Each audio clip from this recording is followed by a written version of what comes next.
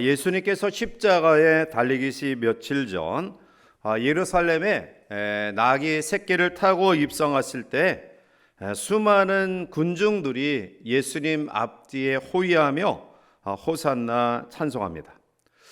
그들은 예수님의 놀라운 능력과 기적을 바라보면서 예수님을 메시아로 알고 특히 로마 정부로부터의 독립을 잔뜩 기대합니다.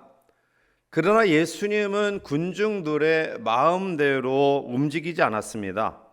이상하게 주님은 군중들의 생각과 또 마음에는 관심이 없었습니다.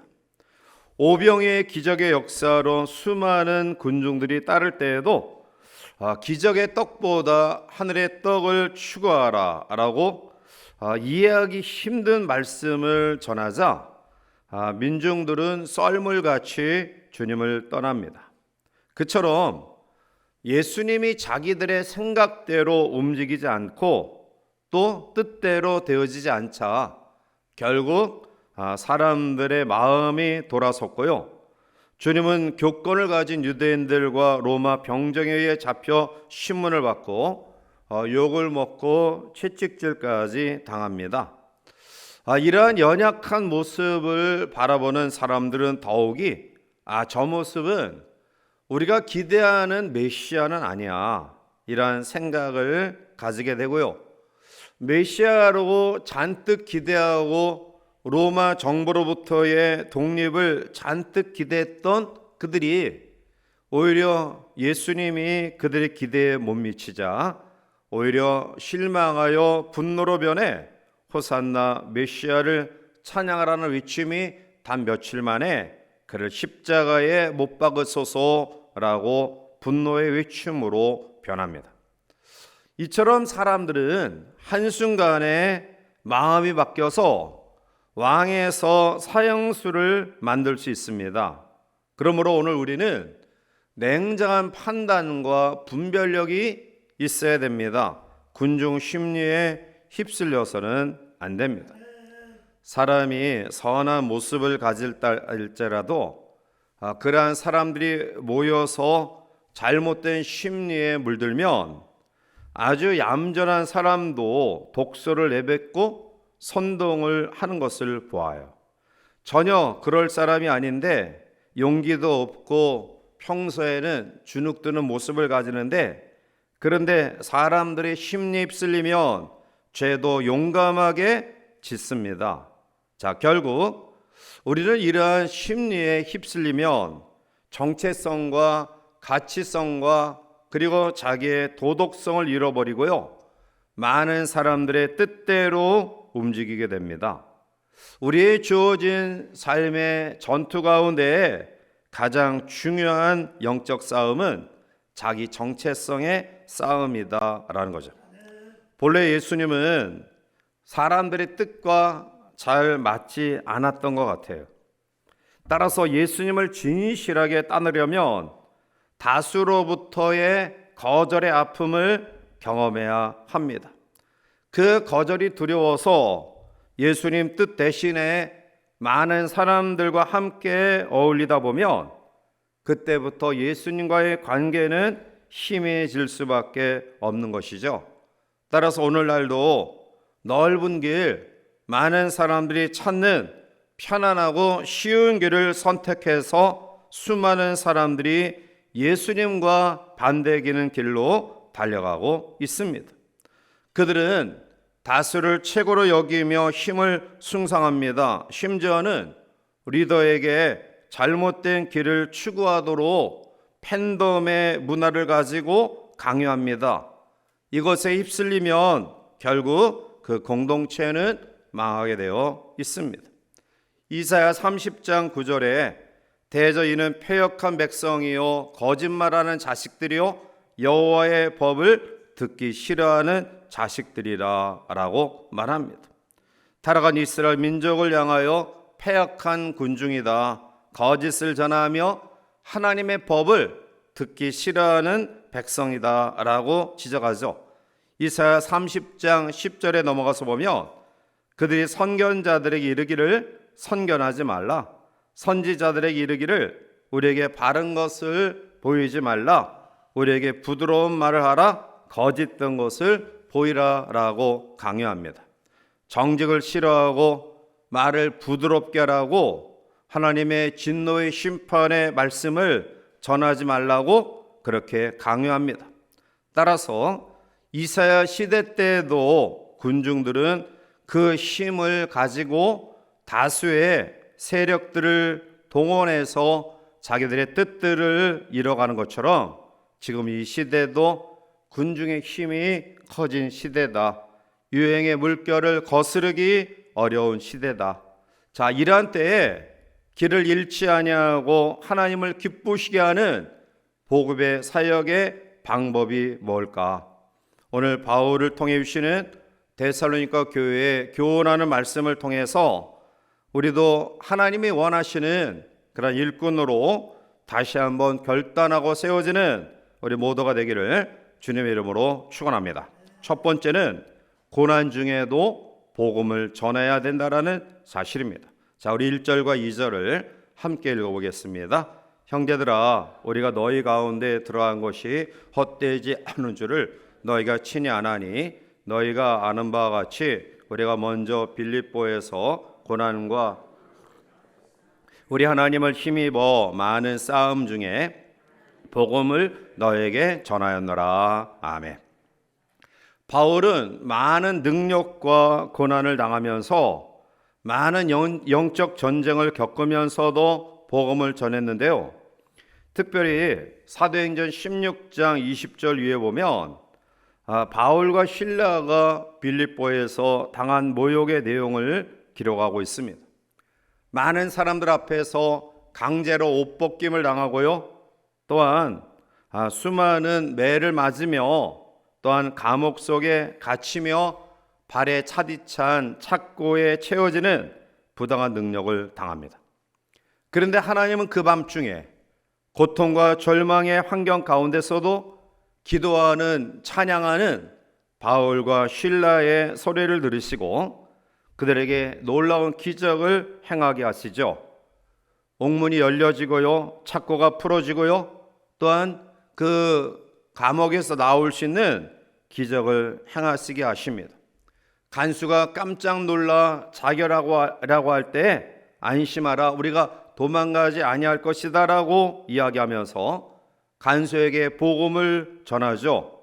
주 예수를 믿으라, 그리하면 너와 내 집이 구원을 얻을 것이다. 결국 간수와 그 가족을 구원케 하는 놀라운 역사를 일으켰던 것을 보게 돼요. 바울이 어떻게 그러한 절망스러운 환경 가운데서도 승리할 수 있었을까요? 그 이유는 바울의 삶은 철저히 복음에 맞춰진 삶이었다. 복음이 뭡니까? 복음은 말씀입니다. 로고스, 말씀이 복음입니다. 말씀은 팩트, 사실입니다. 말씀은 감정보다 더 중요합니다. 감정에 의지하는 경우에는 우리들이 세상의 여러 가지 환경 속에 낙심하면 모든 것이 우울해 보이게 됩니다. 하나님의 말씀과 언약은 변함이 없는데 감정의 필링, 자기의 감정에 좌우되는 그러한 사람은 낙심된 감정, 좌절된 감정, 절망된 감정 속에 휩싸이다 보면 하나님의 축복과 은혜가 없는 것처럼 생각되어져요. 그래서 신앙인으로서, 성도로서 행하지 아니할 그러한 모습들을 행하게 된다는 것입니다. 그런 면에서 보면 이 감정보다 말씀, 이 팩트에 신앙의 초점을 두는 삶이 얼마나 중요한지를 깨닫게 돼요. 열왕기상 17장 위에 보면 엘리야의 사건은 말씀 중심의 신앙이 얼마나 중요한가를 보여줍니다. 엘리야가 바알 선지자들과 대결하죠. 제단의 희생 제물을 놓고 그들의 신에게 각각 자기들의 신에게 기도하죠. 하늘에서 불이 내려와 제물을 태우는 신을 참 신이라고 결정하고 바알의 선지자들이 괴성을 지르며 심지어는 자기들의 몸에 자해하며 울부짖으며 소리쳤지만 불은 내리지 않습니다. 다음 엘리야가 간절하게 기도하자 하늘로부터 불이 내렸고요. 결국 엘리야는 바알 선지자와의 대결에서 승리하고 기손 시내에서 바알 선지자들을 다 죽여요. 이제는 평정이 됩니다. 모든 게 끝난 것처럼 생각되죠. 이제는 안심해도 되겠다. 이제는 마음의 걱정과 불안을 다 내려놔도 되겠다라는 마음을 가지는 순간 전혀 반대 상황이 펼쳐져요. 이 사실을 들은 아합의 아내 악한 여인 이세벨이 굴복하지 않습니다. 오히려 더 엘리야를 반드시 내 생전에 죽이겠다라고 위협하고요. 이 소식이 들려오자 엘리야는 이전까지 그에게 주신 하나님의 능력을 잊어버리고 광야로 도망쳐 오로뎀 나무 아래에서 나를 죽여달라고 외쳐요. 그런 놀라운 능력을 행했던 엘리야 선지자조차 하나님의 능력을 잊어버리고 스스로 죽는 것이 낫다라고 절망의 모습을 보여요. 이것은 우리에게 주어진 삶에 무엇을 근거한 신앙의 삶을 살아야 되느냐, 대단히 중요한 교훈이에요. 이렇게 의기소침에 빠졌을 때 하나님의 천사를 통해 엘리야에게 먹을 것을 가져다 주시죠. 그는 힘을 얻고 40일 만에 호렙산에 도착해 호렙산 굴에 응가합니다. 그때 하나님이 나타나셔요. 엘리야야, 왜 여기 있느냐? 그때 엘리야가 대답하죠. 열왕기상 19장 10절의 말씀입니다. 그가 대답하되 내가 만군의 하나님 여호와께 열심히 유별하오니 이는 이스라엘 자손이 주의 언약을 버리고 주의 제단을 헐며 칼로 주의 선지자들을 죽였으며오며 오직 나만 남았건을 그들이 내 생명을 찾아 빼앗으려 하나이다. 결국 아무도 없다라는 거예요. 고독하고 외롭다라는 겁니다. 나만 힘들게 하나님을 위해서 사역하는 이 상황이 지쳤다라는 거예요. 이러한 속에 어떠한 일이 벌어졌습니까? 하나님이 엘리야에게 임재합니다. 어떻게 임재합니까? 바위를 부수는 능력의 바람으로, 또 아니면 지진과 불로 엘리야에게 임하지 않아요. 열왕기상 19장 11절 12절에 보면 조용한 속삭임 중에 엘리야에게 임재하십니다. 하나님 임재는 기적적인 능력보다 조용한 말씀, 세미한 음성 안에 있었어요. 다시금 엘리야는 힘을 얻고 말씀에 초점을 맞추어 그 모든 환경들을 이겨 나갑니다. 사도 바울이 그 숱한 고난과 역경 속에서도 수많은 사람들이 자기를 죽이고자 하는 핍박 가운데서도 결코 흔들림이 없이 그의 사명을 감당할 수 있었던 이유는 바울은 사람의 초점을 맞추지 않았다. 환경에 초점을 맞추지 않았으며 자신의 컨디션, 자신의 감정에 초점을 맞추지 않고 오직 복음, 생명의 복음, 말씀에 그의 삶의 근거를 두었기 때문에 사람, 환경, 자기의 신체의 변화 이러한 가운데서도 흔들리지 아니하고 끝까지 자기의 주어진 사명을 감당할 수 있었습니다. 오늘 사랑하는 귀한 성도들의 삶 속에 바울처럼 어떠한 고난과 역경 가운데도 복음을 힘있게 증가하는 하나님의 일꾼들로 다시 한번 재다짐하는 귀한 밤 되시기를 주님의 이름으로 축원합니다. 두 번째는 하나님을 기쁘시게 드리는 삶을 살아야 돼. 4절 넘어가서 우리 함께 보겠습니다. 오직 하나님께 옳게 여기심을 입어 우리가 이와 같이 말함은 사람을 기쁘게 하려 함이 아니요 우리 마음을 감찰하시는 하나님을 기쁘시게 하려 함이라. 아멘. 바울은 복음을 증거하는 것을 하나님께로부터 위탁받은 사명이라고 이야기하면서 자신은 사람을 기쁘게 하기보다는 하나님만을 기쁘시게 하기 위한 삶을 살겠다라고 고백해요. 이것이 교회 일꾼들이 가질 마땅히 취해야 될 태도예요. 자, 여기서 기쁘게 하다라는 아레스 콘테스라는 말은 다른 사람의 유익을 위하여 헌신하다, 봉사하다라는 뜻인데요. 이 아레스 콘테스라는 단어가 어디에 주로 사용되어자냐면 고대 헬라 세계에서 나라를 위해 또 공공의 복지를 위해 공을 세운 자들이 묘비에 새겨진 단어가 아레스 콘테스, 기쁘게 하다, 공공의 유익을 위하여 헌신한 사람, 봉사한 사람, 이러한 묘비의 글씨가 새겨져요. 자, 바울이 이 단어를 사용한 의도가 뭘까요? 바울은 사람을 의식해서 복음을 전한 것이 아니라 오직 하나님을 위해서, 하나님의 유익을 위해서 헌신하고 봉사한 삶임을 이야기하고 있는 것입니다.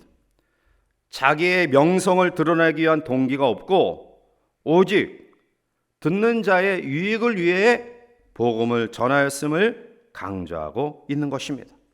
하나님은 복음 전도자의 복음을 전하는 목적과 동기를 정확히 하셔요. 하나님은 하나님의 사람들이 신앙생활하는 목적, 하나님의 교회를 섬기며 일하는 목적과 동기를 알아요. 아, 무엇 때문에 저가 저렇게 기도하는구나, 무엇 때문에 봉사하는구나, 무엇 때문에 복음을 전하는구나, 목적과 동기를 하나님은 정확히 아셔요. 바울은 영혼 구원의 복음을 전하는 목적과 동기가 하나님을 기쁘시게 드리는 일에 있다. 내가 영광을 차지하고 사람들에게 인기를 얻는 이러한 다른 목적을 바울은 절대로 품을 수가 없었어요. 그는 오직 하나님을 기쁘시게 드리는 삶이 무엇인가를 알았기에 복음 전파에 최선을 다했습니다. 1950년, 60년도에 미국의 전설적인 야구 선수 중에 조 디마지오라는 선수가 있어요. 이 조 디마지오는 누구냐면 여러분들이 잘 아는 이 마릴린 몰로의 두 번째 남편이에요. 결혼한 지 9개월 만에 이혼하고, 그리고 의리가 있는 이 디마지오는 이제 세 번째 결혼에 실패해서 약물 과다 복용으로 죽은 이 마릴린 몰로의 마지막 장례 절차를 전부 책임지고 그 일을 행했던 사람이 이 디마지오라는 야구 선수예요. 자, 이 사람이 속한 뉴욕 양키스가 리그 가운데 이제 1위가 확정됐어요. 남은 열 몇 게임 슬렁슬렁해서 다 져도 양키스를 뛰어넘을 그런 팀이 없어서 1위가 확정됐어요. 그런데 그는 감독에게 요청해서 그 남은 경기를 매 경기 참석하고요. 그리고 그 경기마다 혼신의 힘을 다해 뛰어요. 누군가가 디마지오에게 아니, 당신 팀 양키스가 이제는 일이 따놨는데 뭐 그렇게 열심히 합니까? 라고 묻자 디마지오가 그 사람에게 이렇게 답해요. 예, 오늘 이 경기에 참여한 관중 가운데 나의 경기를 한 번도 보지 못한 사람이 있을지 모르기 때문에 나는 그 사람을 위해서 최선을 다하는 것입니다. 즉, 우리가 이 디마지오를 통해서 교훈받을 수 있는 것은 바로 한 사람, 자기의 뛰어난 이 경기를 보기 위해 경기를 찾은 단 한 사람이라 할지라도 자기의 경기를 못 본 사람을 위해 최선을 다하는 자세, 그것이 5, 60년대에 미국 프로 야구 리그에서 최고 절정에 있었던 디마지오의 철학이에요. 오늘 우리도 이러한 마음으로 최선을 다하시기를 바랍니다. 한 사람, 내가 영향을 끼칠 수 있는, 또 영향을 받을 수 있는 그 한 사람 때문에 주변의 사람들이 볼 때 너무 지나치게 모든 열정을 쏟는다라고 생각할 정도로 이러한 열정들이 우리 가운데 있어야 돼요. 히브리서 12장 1절과 2절에 그러므로 우리에게 구름같이 둘러싼 허다한 증인들이 있으니 모든 무거운 것과 얽매이기 쉬운 죄를 벗어버리고 인내로서 우리 앞에 당한 경주를 하며 믿음의 죄와 또 온전하게 하시니 예수를 바라보자. 그는 그 앞에 있는 기쁨을 위하여 십자가를 참으사 부끄러움을 개의치 아니하시더니 하나님 보좌 우편에 앉으셨느니라 말씀.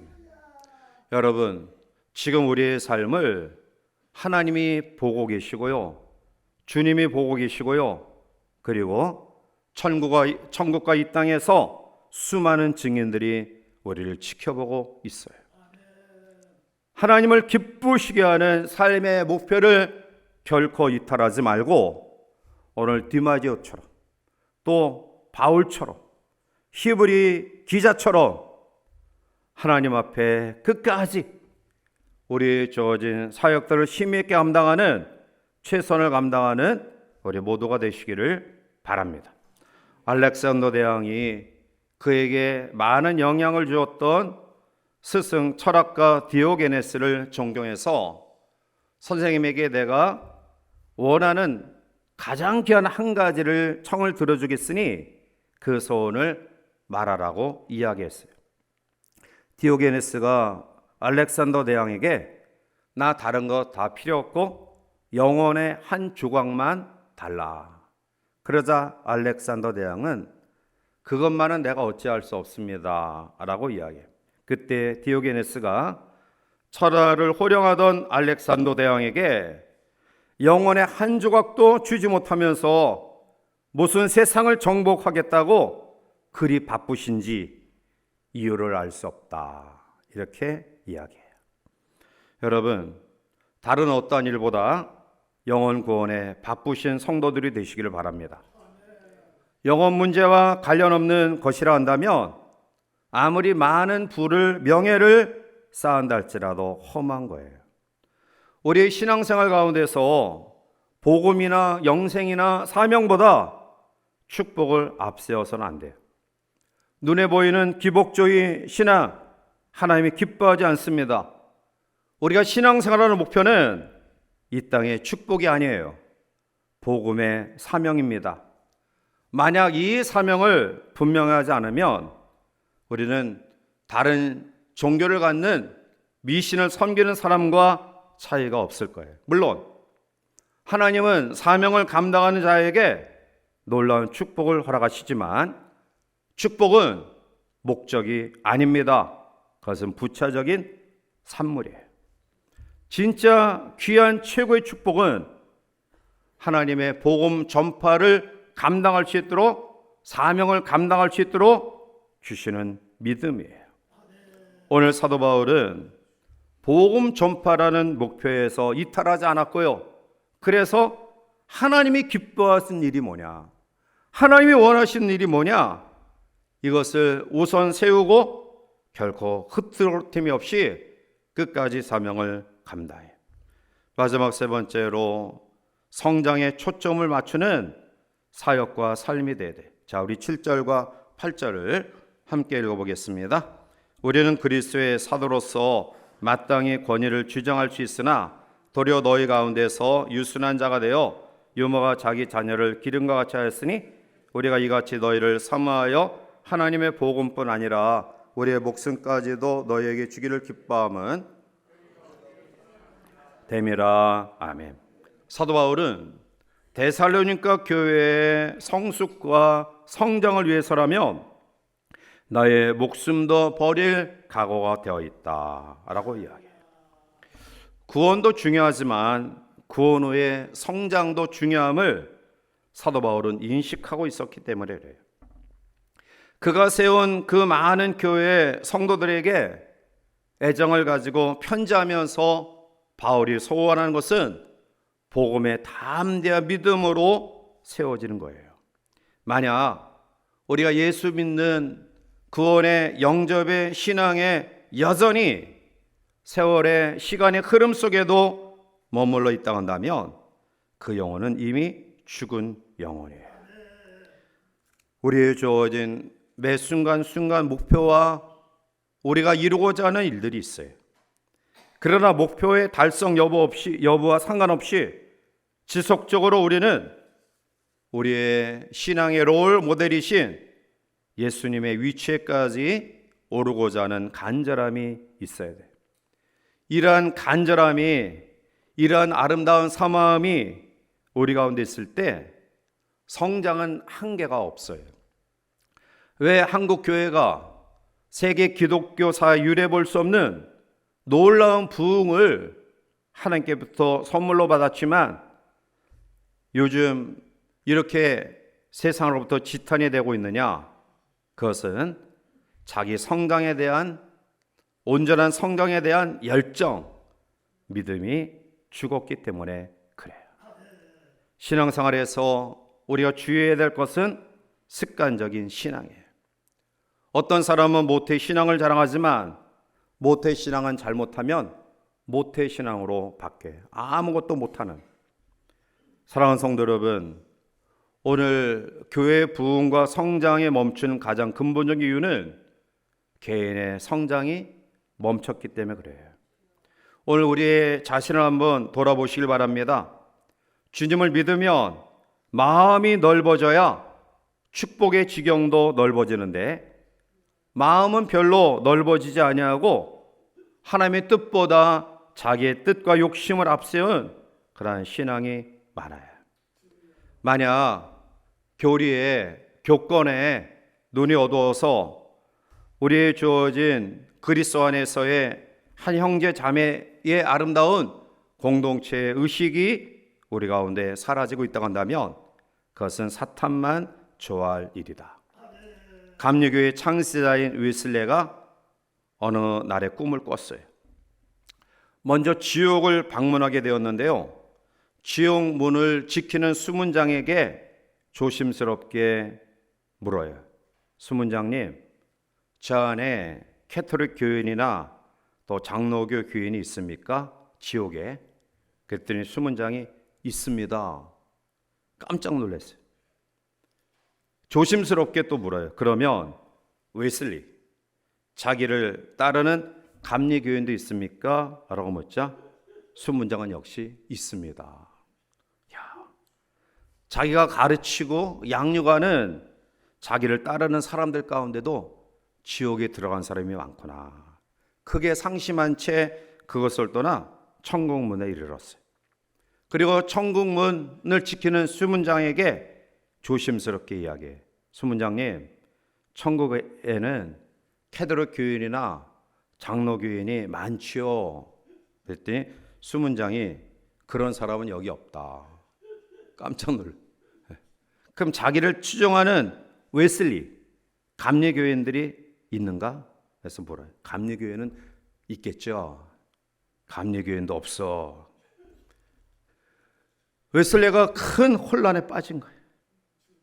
과연 캐톨릭 교인도 장로 교인도 자기가 그렇게 성결한 삶을 주창하면서 거룩을 강조하고 양육했던 자기를 추종하는 감리 교인도 없다고 한다면 도대체 천국은 누가 가느냐? 수문장이 천국에 그럼 누가 있습니까? 라고 물었던 웨슬리에게 천국에는 교단의 이름을 가지고 온 사람은 없고 크리스찬의 이름을 가진 사람만 왔습니다. 이것은 웨슬리가 기득권의, 교리와 교권의 벽이 높아가는 이 중세의 교회를 이제 이야기하는 그러한 예예요. 사랑하는 성도 여러분, 우리가 진정 싸워야 될 대상이 뭡니까? 우리가 진정 투쟁해야 될 대상이 뭡니까? 그것은 같은 그리스도인이라는 이름으로 하나님의 공동체 안에 있는 지체들이 아니에요. 우리가 싸워야 될 대상은 바로 그리스도의 피 묻은 복음을 부인하고 부정하는 그러한 세력들이에요. 오늘 한국 교회가 정로를 잃어버리고 있어요. 19세기에 이 전 세계 이 교단이 1900개 교단이 있다고 하는데요. 지금은 2만 개가 넘는다고 해요. 10배가 넘었어요. 그만큼 교회가 갈라지고 분파, 분열 이런 것에 열중했다라는 거예요. 결국 사단에게 다 잡아먹혀요. 제가 기타를 처음 배웠을 때 1900 중학교 70년도 초에 이 포크송이 굉장히 유행했어요. 그래서 A 코드, 뭐 E 코드, D 코드, 기본적인 코드, C 코드, G 코드, 또 G7 코드, 기본적인 코드를 잡으면서 이 포크송을 많이 불렀어요. 자, 그 가운데에 1920년도에 김민기 작사 작곡인 이 작은 연못, 양이 불렀던 작은 연못이 저항 가요로 나라에서 금지를 시켰어요. 그 내용 잘 아시죠? 숲속 작은 골짜기에 붕어 2마리가 있었어요. 아주 평화롭게 잘 살았는데요. 그런데 어느 날 한 붕어가 다른 붕어를 물어 죽였어요. 자기만 혼자 잘 살 것 같이 생각했는데 죽은 붕어가 썩고 물이 썩어서 나머지 붕어도 죽게 되었다라는 가사의 내용의 노래예요. 이게 저항가요로 박정희 정권 시대의 금지가요예요. 왜냐하면 이 붕어 2마리가 한 마리는 남한, 한 마리는 북한, 또 한 마리는 박정희 대통령, 한 마리는 김대중 대통령. 그래서 결국은 다 죽는다, 나라가 망한다. 하여튼 뭐 말도 되지 않는 것들 붙여다가 이제 그러나 거기에 주는 교훈이 있죠. 싸우면 다 죽는다. 살아있는 붕어 오래 살 것 같이 보였지만 죽은 붕어의 썩은 물이 자기에게 악영향을 미쳐서 죽게 되었다. 교회 안에서 생각이 다를 수 있고요. 우리의 경험이 다를 수 있어요. 그러나 본질적인 문제가 아니라면 비본질적인 문제에서는 인정하고 다양성을 우리가 인정해 줘야 돼요. 사람마다 얼마나 다릅니까? 저는 집사람과 40년 사는 게 기적이에요. 왜냐하면 맞는 게 별로 없어요. 그런데 늘 감사해요. 왜냐하면 저와 전혀 다른 성격과 성품과 또 삶의 내용들이 저의 부족을 커버해주고 감싸주기 때문에 그래요. 물론 저도 우리 집사람을 감싸주고 하기 때문에 맞는 점이 별로 없지만 맞지 않아서 좋아요. 왜냐하면 맞지 않는 2개의 자아가 하나로 맞춰지기 때문에. 평생 사는 부부도 맞지 않는데 우리 성도들 삶의 환경과 경험과 배경이 다른 우리 모두가 어떻게 같을 수 있어요? 같을 수 없습니다. 같으면 그것은 문제가 있는 거예요. 중요한 것은 우리가 하나됨을 추구함에 있어서 획일적인 하나가 아닌 다양적인 하나가 되려고 노력해야 돼요. 여러분들이 발걸음이 머무는 곳마다 일치와 행복과 축복이 나타나게 하시기를 바랍니다.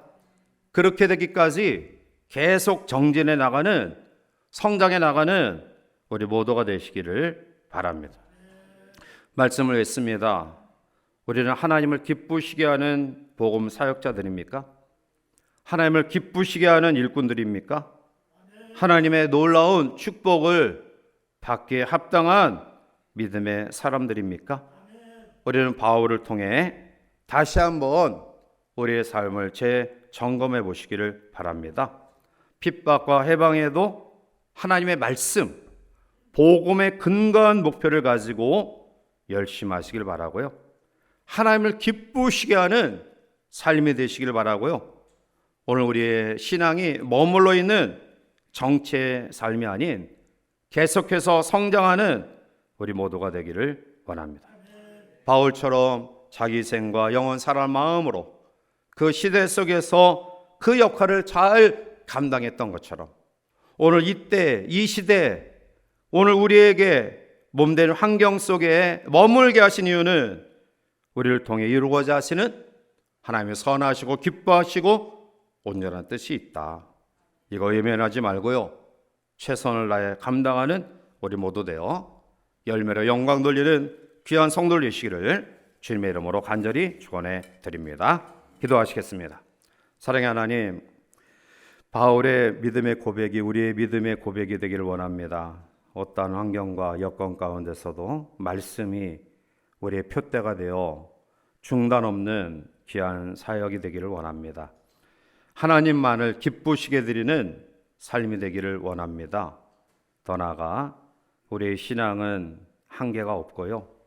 예수님의 분량까지 자라가야 될 텐데 멈춰있는 정체성에 머물러 있는 우리가 되지 않도록 도와주셔서 하나님 앞에 끝까지 귀한 사명 감당하여 열매로 영광 돌리는 우리 모두가 되게 도와주시옵소서.